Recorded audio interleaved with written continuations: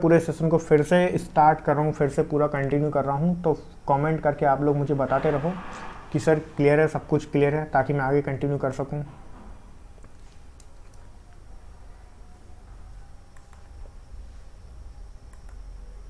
तो देखिए आज का जो हमारा एडिटोरियल है वो किस पे दिया है, एक्सटेंडिंग सेफ्टी। चलिए गुड, सभी लोग आ जाओ फटाफट, अभी सब कुछ क्लियर है, कोई दिक्कत नहीं। बैकग्राउंड नॉइज़ का प्रॉब्लम था, इस वजह से फिर से सेशन को मैं यहाँ पे स्टार्ट कर रहा हूँ। सभी लोग ज्वाइन करिए और समझिए पूरे सेशन में, और जहाँ पर भी डाउट होता है कमेंट करके आप लोग मुझे बताते रहिए, ठीक है। तो चलिए देखिए, सबसे पहले हम यहाँ पे देखते हैं एक्सटेंडिंग सेफ्टी। अब ये जो पूरा पैसेज दिया है किसके ऊपर दिया है, जो एक्सटेंडिंग सेफ्टी मतलब वैक्सीन के जो डोजेस थे उन डोजेस के बीच में जो टाइम दिया गया है एक तरीके से, उसकी हम लोग यहाँ पर बात कर रहे हैं, ठीक है।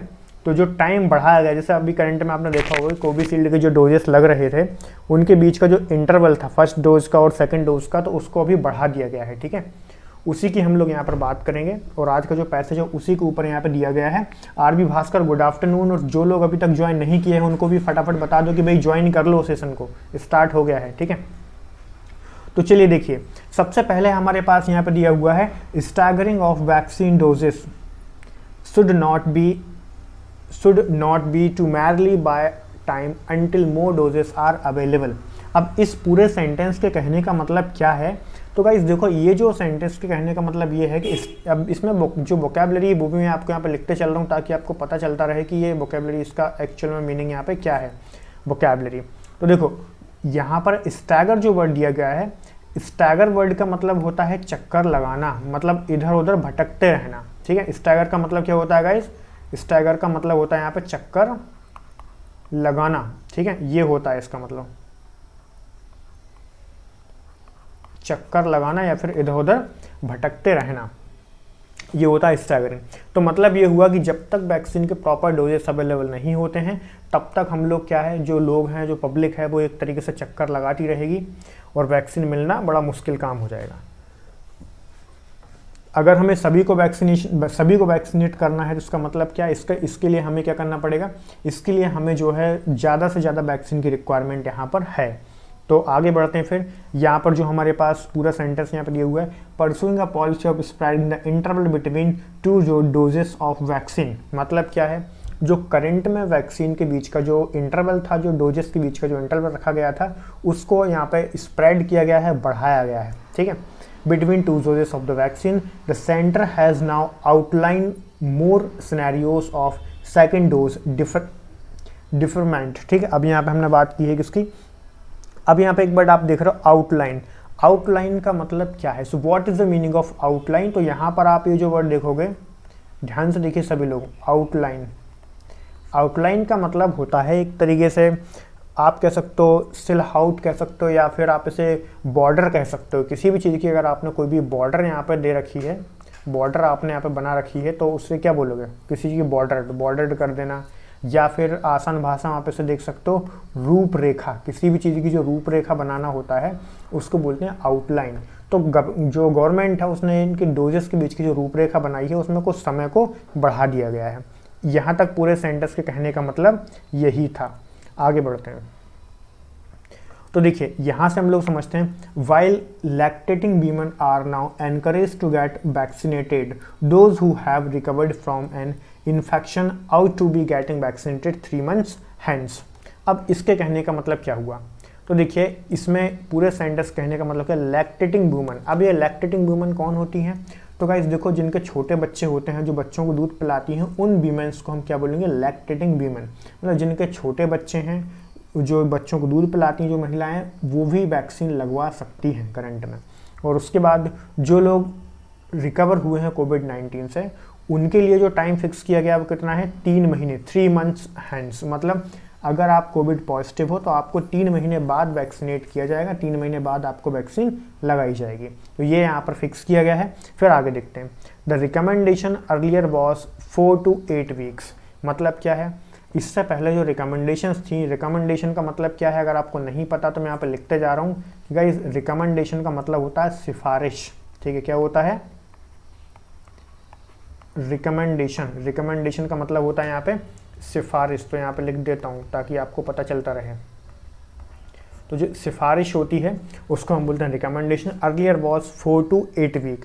तो इससे पहले क्या होता था, जो वैक्सीन लगती थी वो 4 to 8 वीक मतलब 4 से 8 महीने का ड्यूरेशन रखा गया था, लेकिन अब उसको क्या है, बढ़ा दिया गया है। ठीक है, तो ये चीज़ आप लोगों को समझ में आ रही होगी आई थिंक। फिर मैं आगे बढ़ता हूँ। तो चलिए देखिए, those inoculated but who have tested positive should defer their second dose by 3 months after clinical recovery from COVID-19। मतलब और जो लोग COVID-19 पॉजिटिव हुए थे उनके लिए जो टाइम लिमिट रखी गई है वो कितनी है, 3 महीने रखी गई है। भैया आप अगर पॉजिटिव हुए थे और अब रिकवर हो गए हैं तो फिर आपको 3 महीने बाद वैक्सीन लगाई जाएगी। ये यहाँ पर कहने का मतलब है।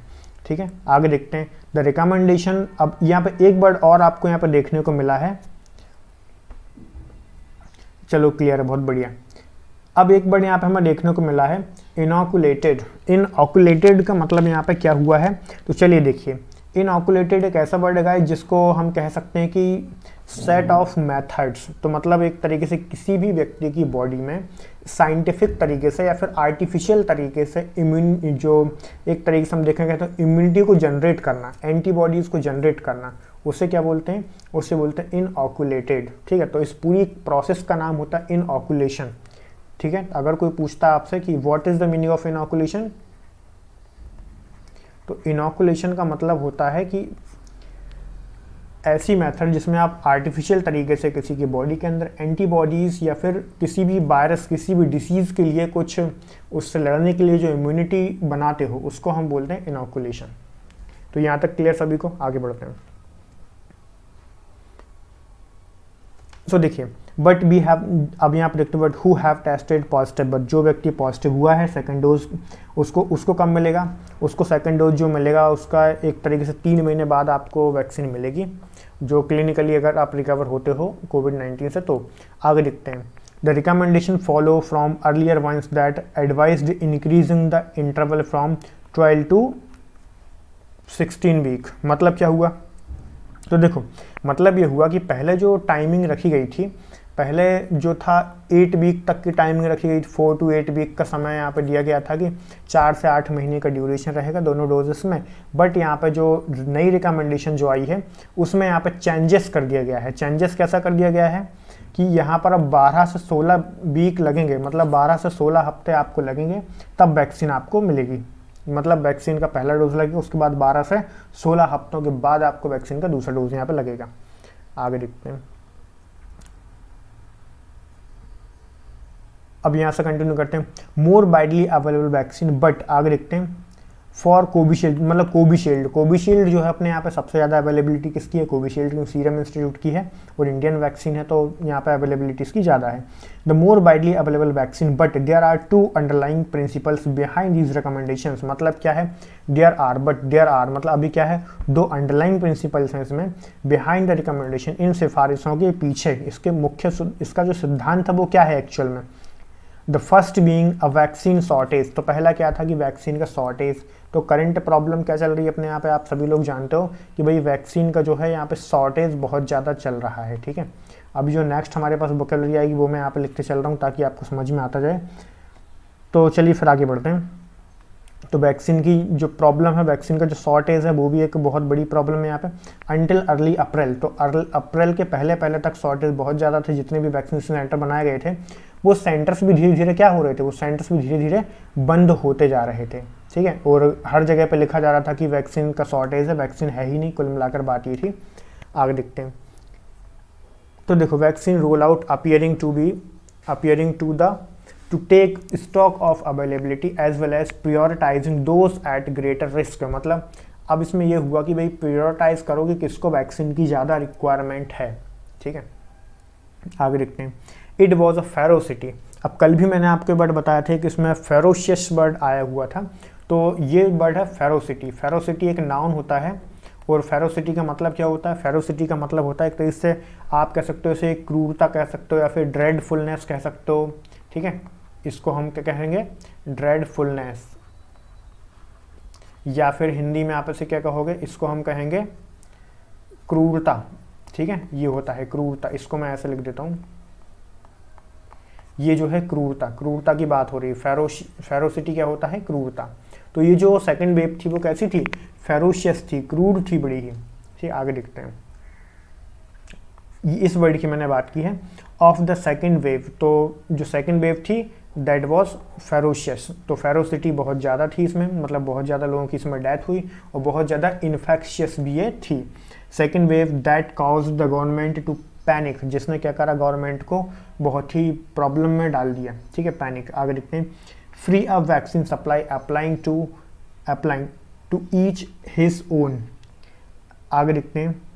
Approach while this benefits reaction of the privilege. अब यहाँ पे एक वर्ड ये हुआ प्रिविलेज। तो प्रिविलेज का मतलब क्या होता है गाइस?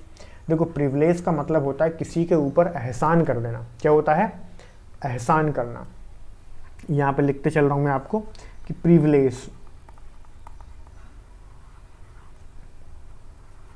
प्रिविलेज मतलब एहसान करना किसी के ऊपर, ये इसका मीनिंग है।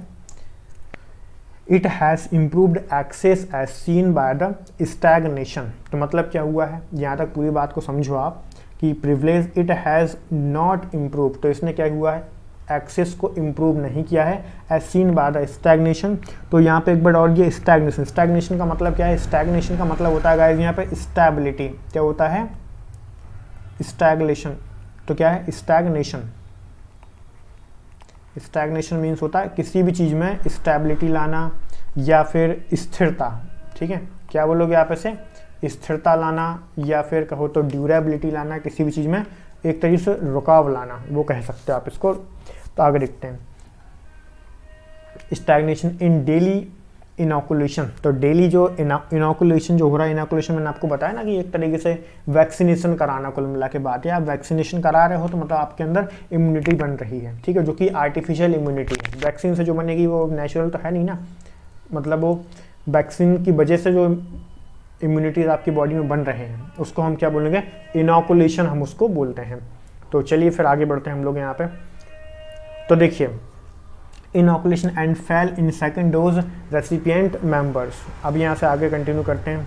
चलिए देखिए, the second principle is that the timing of second dose, मतलब पहली जो प्रॉब्लम थी, पहला जो प्रिंसिपल था वो क्या था कि भाई वैक्सीन का शॉर्टेज ही इतना ज़्यादा है कि हम लोग क्या करें? वैक्सीन का जो शॉर्टेज है तो इतने जल्दी तो सबको वैक्सीन मिलना बड़ा मुश्किल काम हो जाएगा ना, तो वैक्सीन की एक बड़ी प्रॉब्लम भी यहाँ पर है। ठीक है, फिर आगे कंटिन्यू करते हैं। The second principle is that the timing of second dose for an optional boost.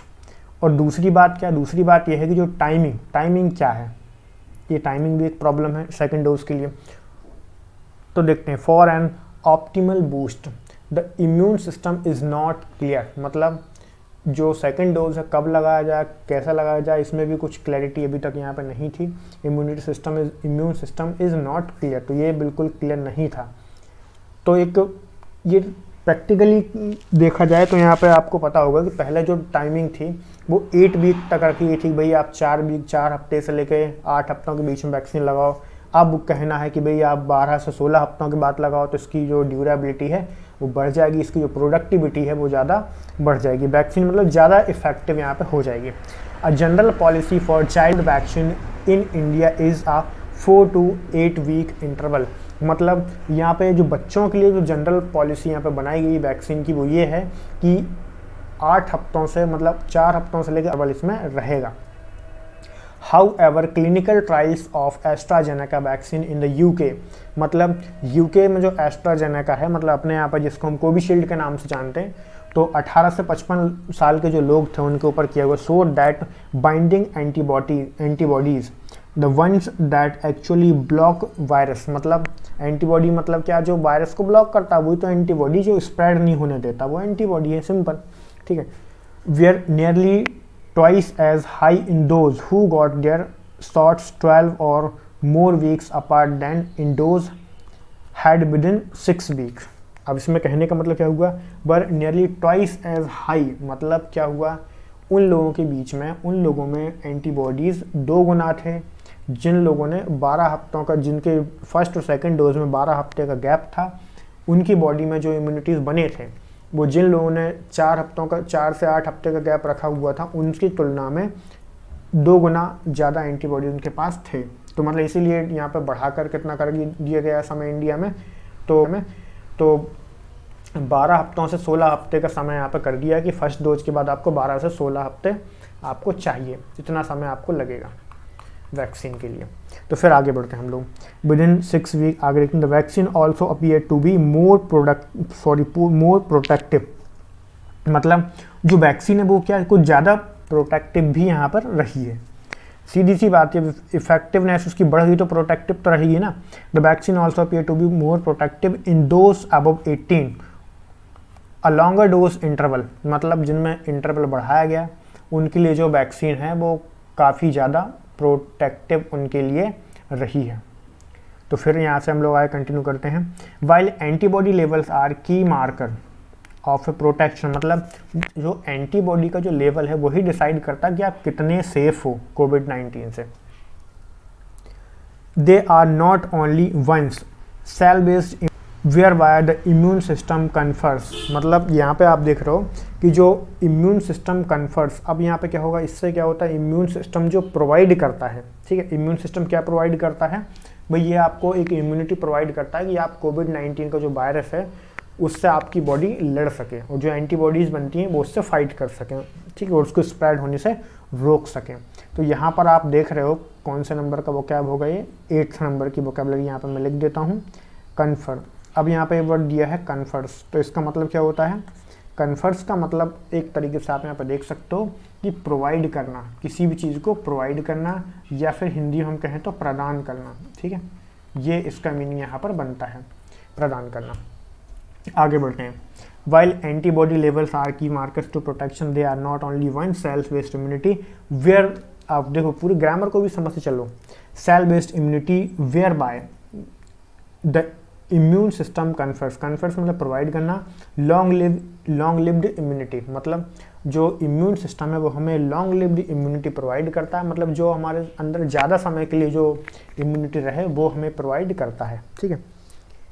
आगे बढ़ते हैं।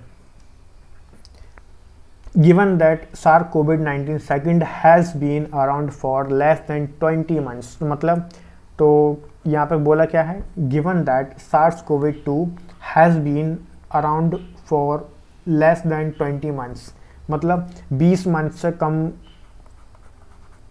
अभी तक हुआ है, तो 20 महीने से कम तक अभी कोविड-19 यहाँ पे स्टैंड कर रहा है, ठीक, अभी तक मतलब कब आया था 2019 में जो वैक्सीन, मतलब जो कोविड-19 जो वायरस था वो 2019 में आया था और अभी तक कंटिन्यू है लगभग, तो 20 महीने से कम यहाँ पर बोला गया है। आगे देखते हैं। There is uncertainty about the duration of protection, मतलब इसमें ये जो वैक्सीन है ये आपको कब तक कितने समय तक प्रोटेक्ट करेगी, इसमें अभी एक अनसर्टेनिटी है, अनिश्चितता है, ठीक है। तो सर्टेनिटी क्या होता है, निश्चितता, और यहाँ पर आप ये जो वर्ड देख रहे हो अनसर्टेनिटी, तो अनसर्टेनिटी का मतलब क्या होता है, अनसर्टेनिटी का मतलब होता है अनिश्चितता।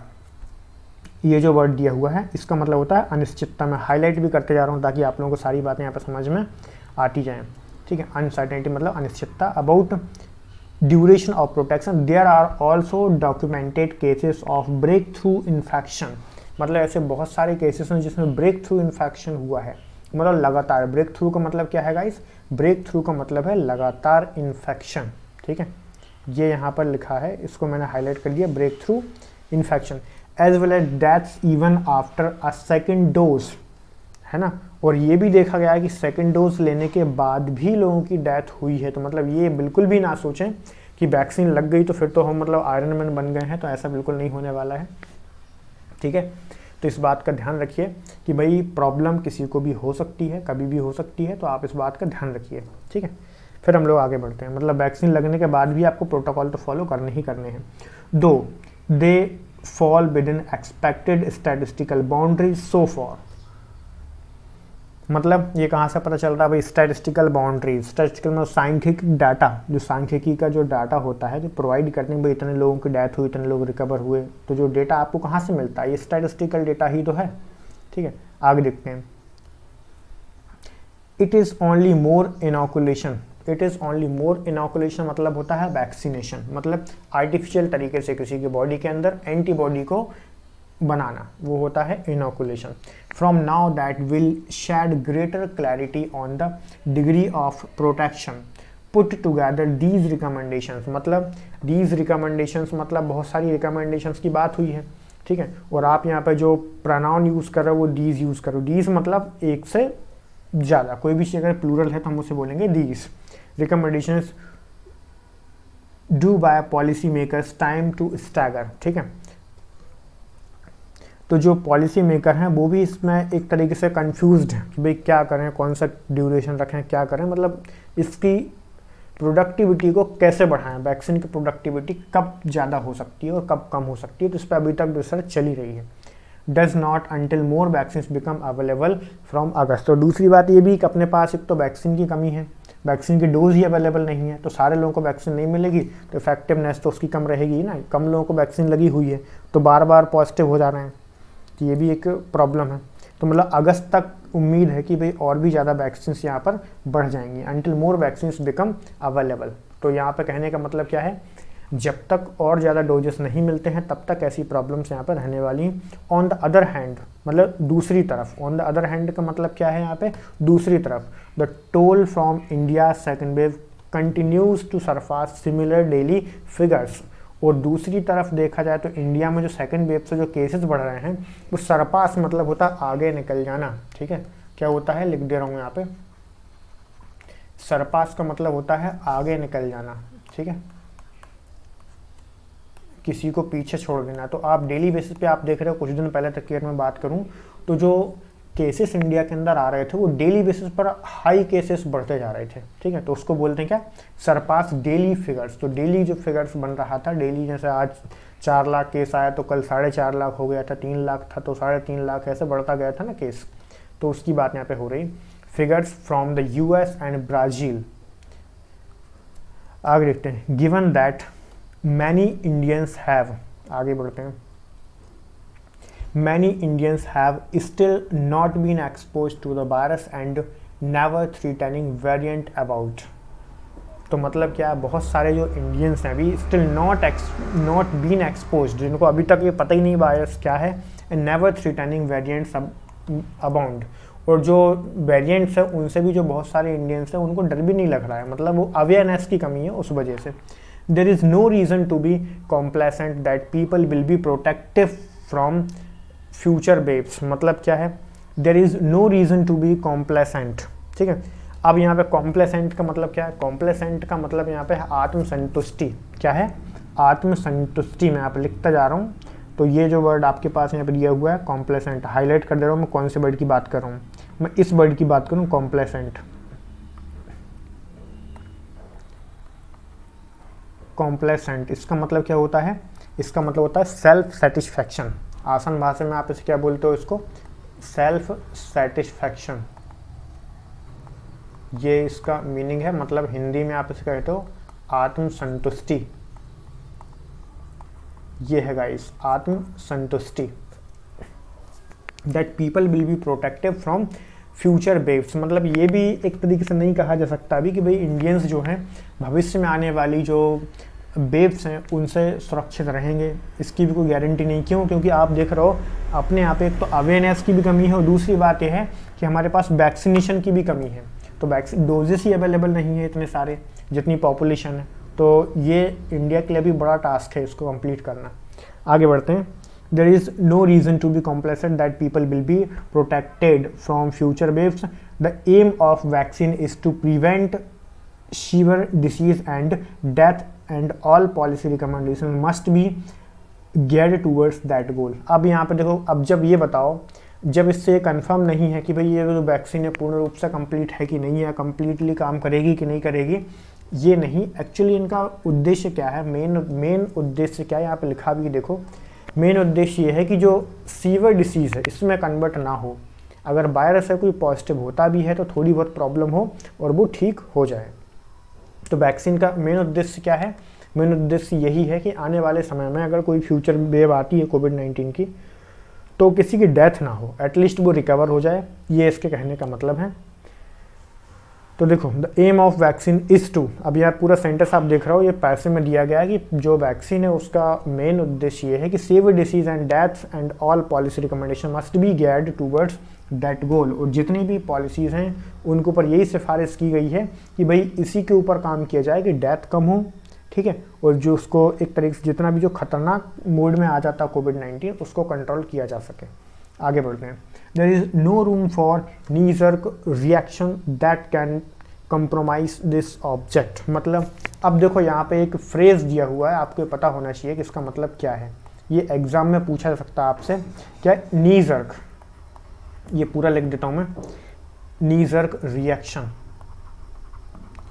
तो गाइस देखो, नी जर्क रिएक्शन का मतलब होता है giving any statement without thinking, मतलब बिना सोचे समझे अगर आप कुछ भी बोलते हो that is knee jerk reaction. तो मतलब भाई यहाँ बिना सोचे समझे आप कुछ भी नहीं कह सकते हो, इसकी कोई जगह नहीं है यहाँ पर। नो रूम मतलब इसकी कोई जगह नहीं है कि आप कुछ भी बोल दो कि वैक्सीन लगा दो तो फिर आप कहीं भी चले जाओ कुछ नहीं होगा आपको, ऐसा बिल्कुल नहीं है। अगर आपको वैक्सीन लगती भी है तो आपको फिर भी प्रोटोकॉल्स को फॉलो करना है, और ज़्यादा से ज़्यादा लोगों को वैक्सीन लगेगी तो कोविड-19 स्प्रेड कम होगा, और कम होगा तो केसेस कम होंगे और चीज़ें सुधरेंगी। तो ओवरऑल कहने का मतलब ये है, और वैक्सीन को प्रोडक्शन बढ़ाने का और उस सबको वैक्सीनेट करने का उद्देश्य यही है। अगर भविष्य में कोई कोविड पॉजिटिव होता है तो एटलीस्ट उसकी डेथ ना हो और वो रिकवर हो जाए, ये मेन उद्देश्य है वैक्सीनेशन का। और इसीलिए सभी को वैक्सीन लगवानी चाहिए, जितने लोगों ने वैक्सीन नहीं लगवाई वो भी वैक्सीन लगवा लो। फिर मैं आज के सेशन को ओवर करता हूँ। Thank you everyone. और जितने भी लोगों ने चैनल को अभी तक सब्सक्राइब नहीं किया तो फटाफट चैनल सब्सक्राइब कर लो, और जो भी टॉपिक पढ़ना हो कमेंट है उसमें कमेंट करके बताएं, और बेल आइकन जरूर दबा दें ताकि आने वाले जो सेशन है वो आपको मिलते रहें और हम कंटिन्यू करते रहें सारी चीज़ों को, ठीक है। So thank you everyone, let's over the class.